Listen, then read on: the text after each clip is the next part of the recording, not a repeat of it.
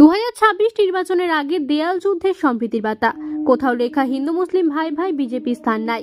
ছি ছি বিজেপি ছি, নীরবকে চিনলি, ললিতাকে চিনলি, মানুষকে চিনলি না।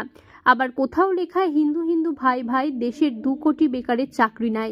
শুভেন্দু ব্যঙ্গচিত্র দিয়ে পশ্চিম মেদিনীপুর জেলার চন্দ্রকোনা 2 নম্বর ব্লকের মহেশপুর এলাকায় দেয়াল লিখন তৃণমূল কর্মী সমর্থকদের। দেখুন, আমাদের দলটা করি, আমাদের দলের নাম হচ্ছে তৃণমূল কংগ্রেস। আমাদের দলের সর্বময় নেত্রী আমাদের রাজ্যের মুখ্যমন্ত্রী মমতা বন্দ্যোপাধ্যায়। আমাদের দলের সেনাপতির নাম অভিষেক বন্দ্যোপাধ্যায়।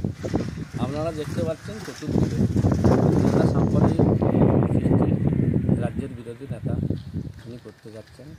তিনি বহু দেয়ালে লিখছেন যে হিন্দু হিন্দু ভাই ভাই। আমরা বলতে যাচ্ছি হিন্দু মুসলিম ভাই ভাই। আমরা বলতে যাচ্ছি যে হিন্দু হিন্দু ভাই ভাই, তাহলে বছরে 2 কোটি বেকারের চাকরি কোথায়?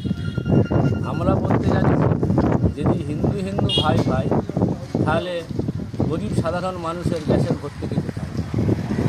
আমরা বলতে যাচ্ছি হিন্দু মুসলিম ভাই ভাই।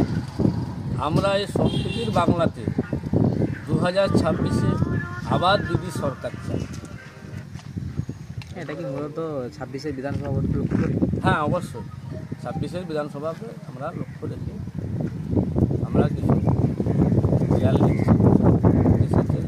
যেহেতু আমরা হিন্দু মুসলিম একসাথে বাস করি, আমাদের নিজেদের মধ্যে যে বিভাজন সৃষ্টি করছে, আমরা সবাইকে একসঙ্গে নতুন তো একটা ট্রেন্ডিং ছিড়ানো নিচ্ছে, সেটাকেও তো কটাক্ষ করে। সেখানে মূলত কাদের কাদের নাম উল্লেখ করেছে?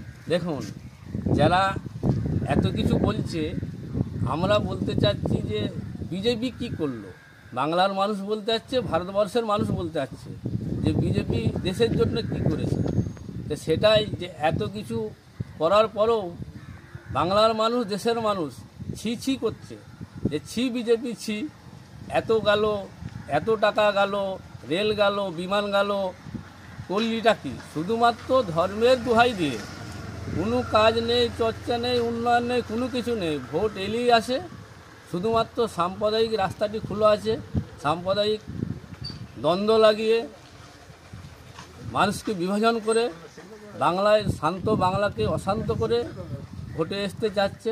কিন্তু বাংলার মানুষ 2024-এও দেখিয়েছে, 2026-এও দেখাবে। বাংলায় চতুর্থবারের জন্যে আবার পুনরায় আমাদের রাজ্যের মুখ্যমন্ত্রী, আমাদের দলনেত্রী মমতা বন্দ্যোপাধ্যায় আবার 2026-এ বিপুল সংখ্যক আসন নিয়ে আবার সরকার আসবে। আপনার নাম? আমার নাম মনাজুর মোল্লা, ভগবন্তপুর 2 নম্বর গ্রাম পঞ্চায়েতের উপপ্রধান।